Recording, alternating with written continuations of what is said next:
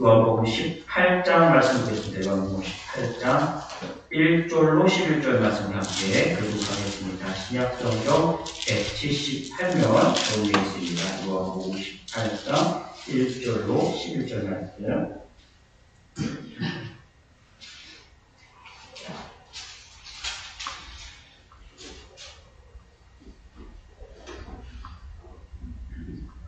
함께 교독하겠습니다. 예수께서 이 말씀을 하시고 제자들과 함께 기드론 시내 건너편으로 나가시니 그곳에 동산이 있는데 제자들과 함께 들어가시니라. 그곳은 가끔 예수께서 제자들과 모이시는 곳이므로 예수를 파는 유다도 그곳을 알더라.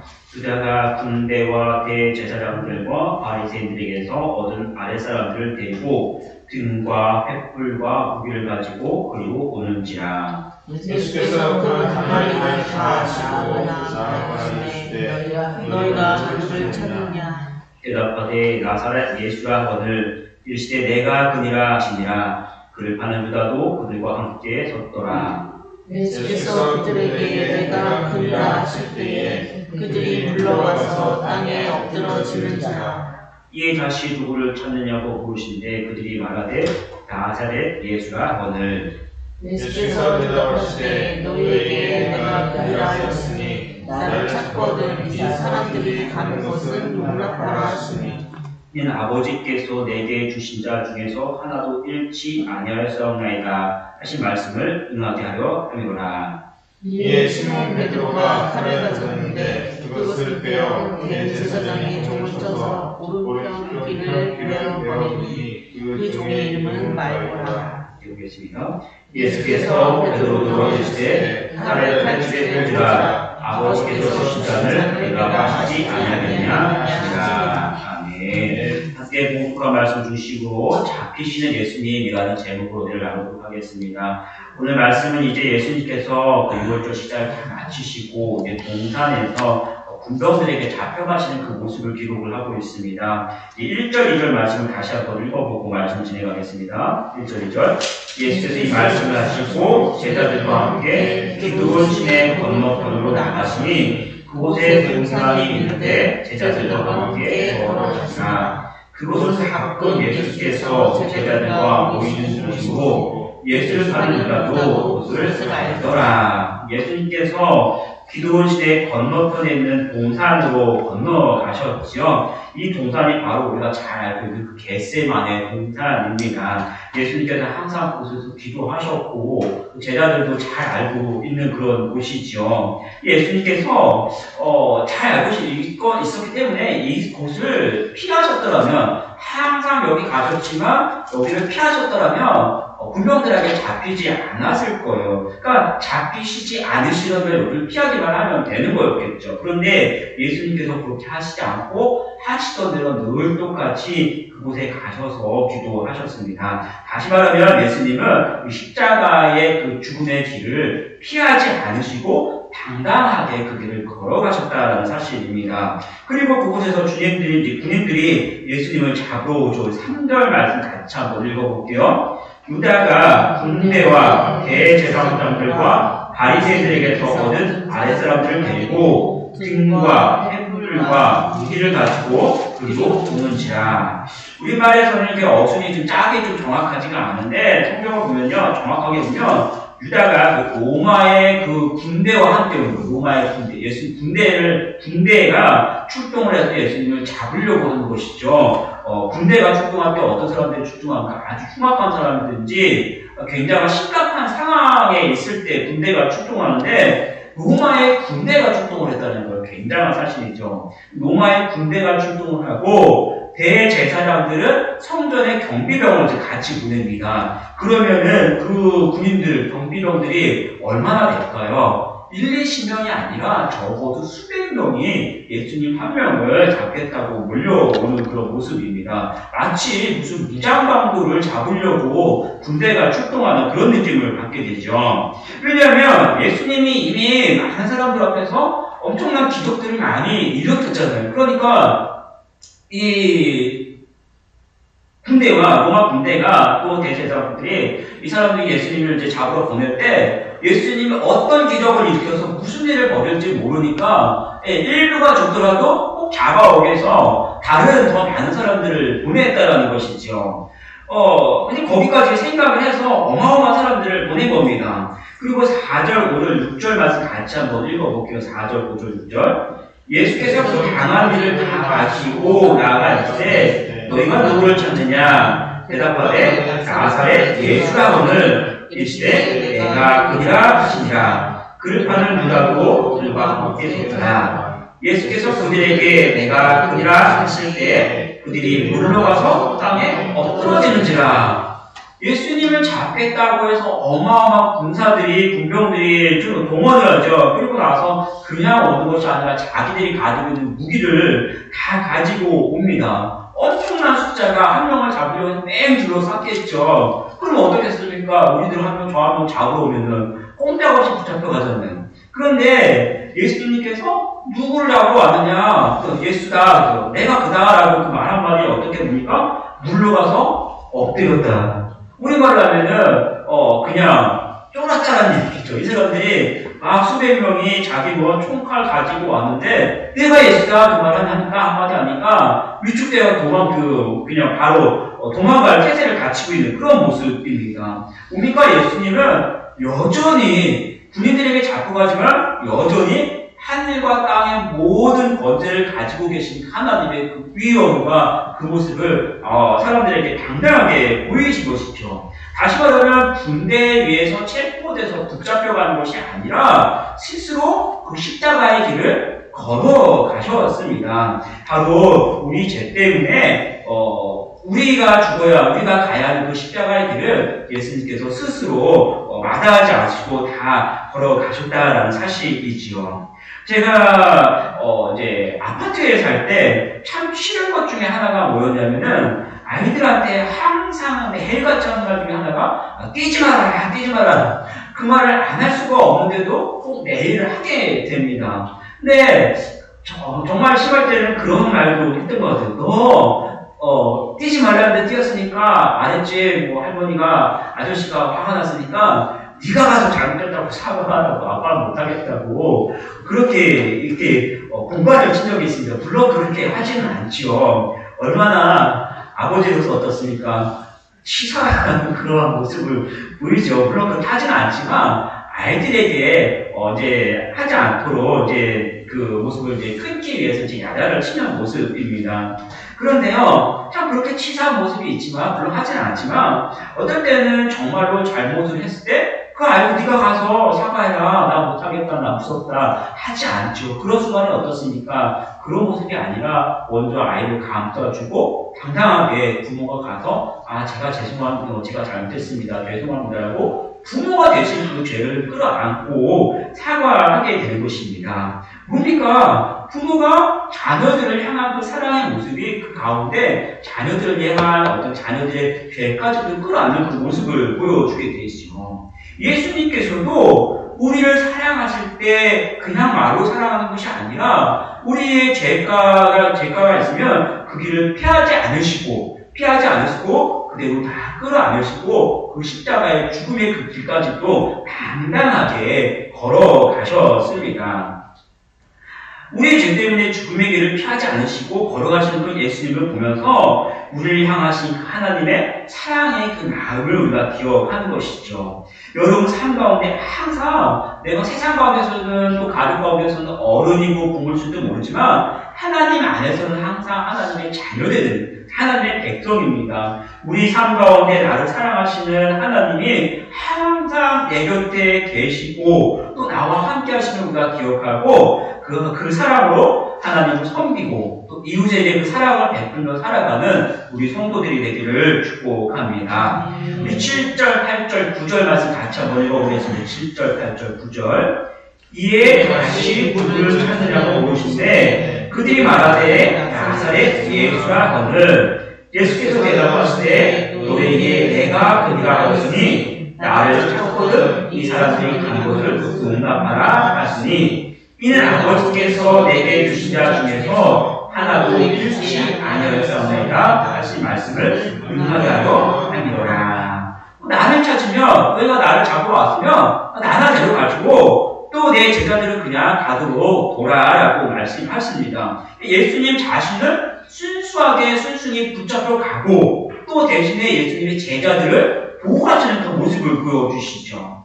이 말씀은 요한복음 6장에서 오병이어 사건, 어마어마한 그 사건 이후에 바로 예수님께서 하신 그 말씀을 예수님이 그대로 성취하신 말씀입니다. 그래서 오늘 구절을 보면 이는 아버지께서 내게 주신 자 중에서 하나도 잃지 아니하였다 하신 말씀을 응하게 하여 하니로라 라고 기록을 하는 것이죠.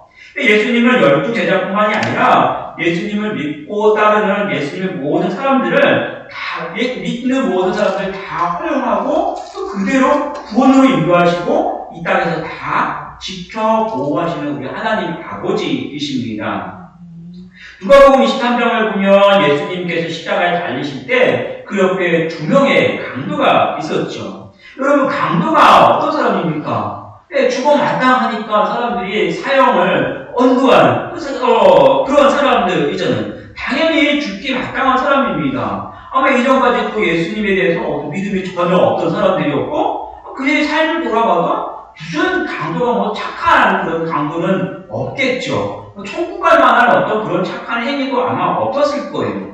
그런데 마지막 그 순간에 뭐라고 강도가 이야기합니까? 예수여 당신의 나라에 임하실 때 뭐라고? 나를 기억하소서. 나에게 구원을 주십시오도 아니고 그냥 나를 기억하소서.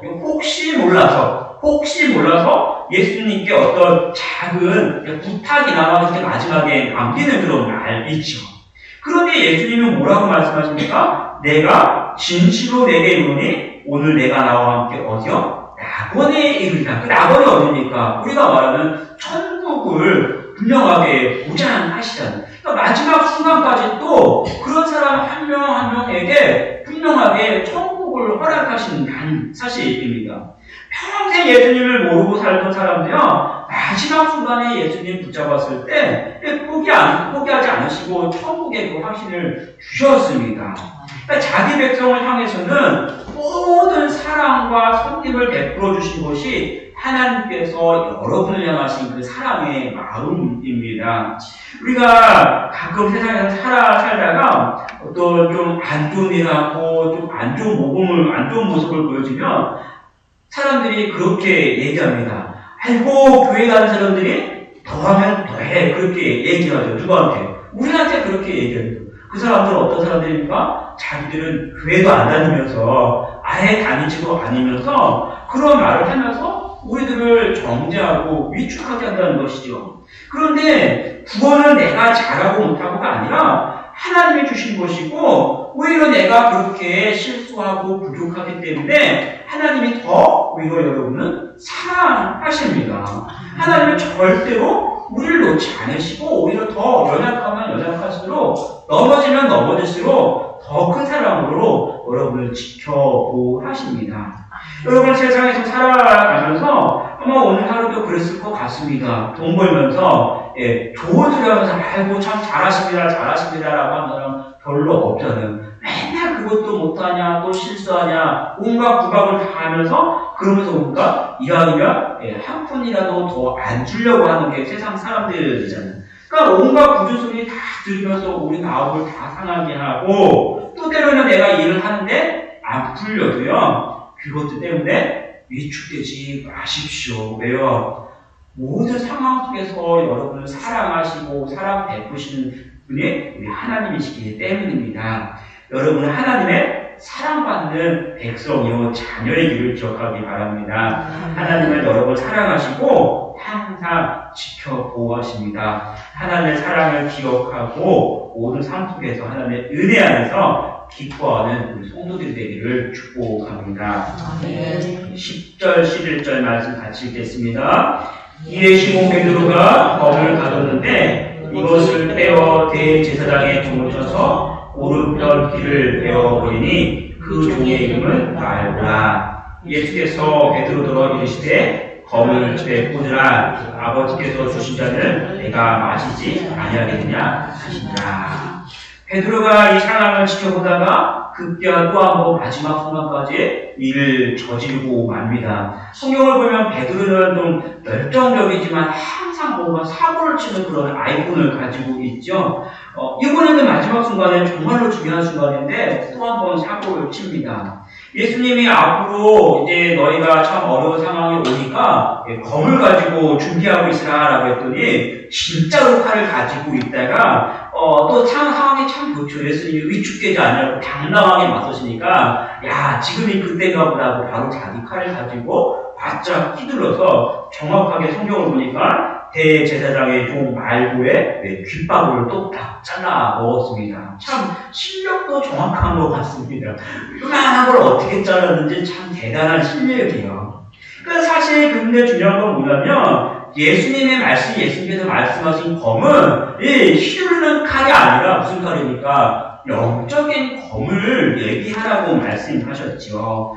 깨어있으라는 거예요. 깨어있으라. 앞으로 좋지 않은 상황이 벌어지니까 이 어둠의 시대에 너희가 깨어있고 영적으로 싸울 수 있는 영적인 칼을 갖추라는 그런 얘기죠. 근데 그렇게 말씀하셨는데도 불구하고 이해하지 못하고 정말로 칼을 가지고 강도처럼 칼을 가지고 있다가 예수님께서 깨어 기도하라 말씀하실 때는 계속해서 또 졸고 있다가 이때는 정말로 깨어있어야 하는 그때 진짜로 가지고 있던 칼을 휘둘러서 급기야 또 한 번 사고를 치게 되죠.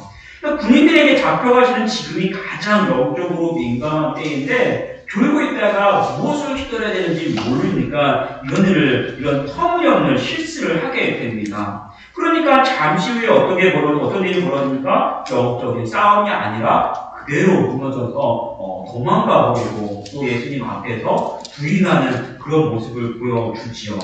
반면에 말고라는 사람은 예수님을 잡으러 갔던 그런 사람입니다. 예수님 앞에 서 있었으니 다른 사람들도 놀러가서 엎드리죠. 얼마나 무섭고 두렵겠습니까? 또 베드로가 휘두른 칼에 어느 순간에 위축되어 있는데 그나마 칼까지 휘둘러서 귓바구까지 그냥 잘라 먹었으니 얼마나 아프고 놀랐겠습니까? 그런데 그 상황에서 예수님께서는 오히려 베드로를 책망하시고 이 대제사장의 종 말고의 귀를 만져서 붙여주셨어요. 어쩔 수 없이 예수님을 잡으러 가긴 했지만 마지막 순간에 예수님의 놀라운 기적과 또 은혜에 인자하신 손길을 경험하게 되죠. 참 아이러니합니다.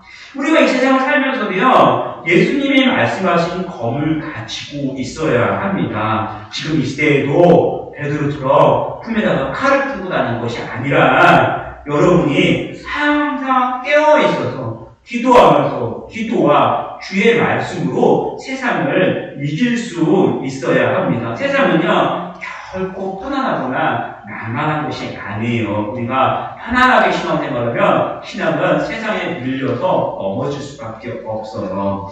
우는 사자처럼 사자는 우리를 넘어뜨리려고 기회를 보고 있고 그 속에서도 우리는 깨어서 믿음을 지켜야 합니다.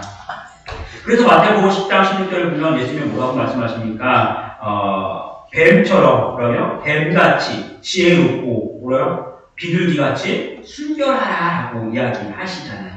뱀이 왜 지혜로운지 아십니까? 성경에서 뱀이 어디서 합니까? 아담과 하와를 넘어뜨렸던 사람이 그 존재가 뱀이잖아요.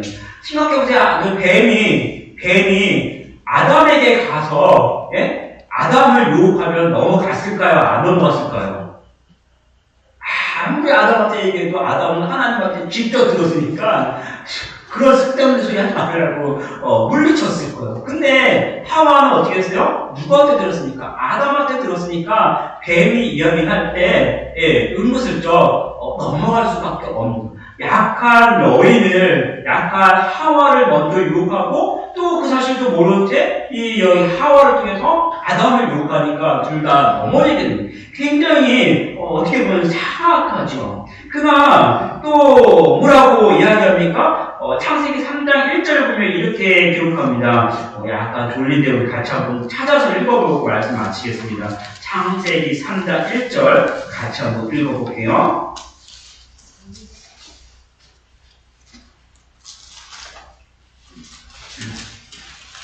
맨 앞에 있죠, 창세기. 3장 1절 같이 한번 읽어볼게요. 그런데 뱀은 여호와 하나님이 지으신 들짐승 중에 가장 간구하니라. 뱀이 여자에게 물으되 하나님이 참으로 너희에게 동산 모든 나무의 열매를 먹지 말라 하시더냐. 여러분, 이 말이 어떤 말입니까? 한번 생각해보세요. 하나님이 동산 모든 나무의 과실을 먹지 말라고 했으면 어떻게 될까요? 먹을 게 있어요? 없어요? 당신은 고기도 못 먹고 아무것도 먹을 게 없잖아요. 그러면 굶어 죽는다는 얘기인데 하와가 생각해도 그건 아니지. 그건 아니잖아요. 그죠? 모든 것을 먹을 수 있으나 중앙에 있는 그 나무만 먹히고 전혀 엉뚱한 소리를 하잖아요. 예? 근데 이 말을 듣고 이 말을 들으면서도 하와는 또 대답할 때 정확하지 않은 또 그 소리를 대답하면서 넘어간다는 거죠. 그러니까 이게 뱀이라는 것은 말씀에 대해서 정확하게 알고 또 사람에 대해서 잘 알면서 아주 간교하게 사람을 넘어뜨리는 그런 존재예요. 그만큼 뱀이 지혜로운 거예요. 어디요? 말씀에 지혜로웠어요. 말씀에. 우리가 뱀처럼 지혜로운 것은 물론 세상적인 지혜도 있겠지만 여러분이 이 세상을 살아갈 때 하나님의 말씀에 정확하게 알고 세상을 하나님의 말씀으로, 이 세상의 악을 말씀으로 이기라는 얘기입니다. 말씀으로. 누가 그 본을 보여주셨습니까? 예수님께서 40일 금식하고 시험 받으실 때 말씀으로 하나하나 이겨내셨잖아요. 우리가 이 세상을 살아갈 때도요, 다른 데의 지혜로 본 것이 아니라 하나님의 말씀의 지혜롭고 세상을 하나님의 말씀으로 비춰보면서 결코 넘어가서는 안 된다는 거죠. 항상 하나님의 말씀에 깨어있고 또 항상 기도하면서 깨어있어서 이 세상 가운데서도 여러분의 믿음을 비둘기같이 순전하게 지키고 또 영적으로도 힘있고 강하게 살아가는 우리 성도들이 되기를 축복합니다.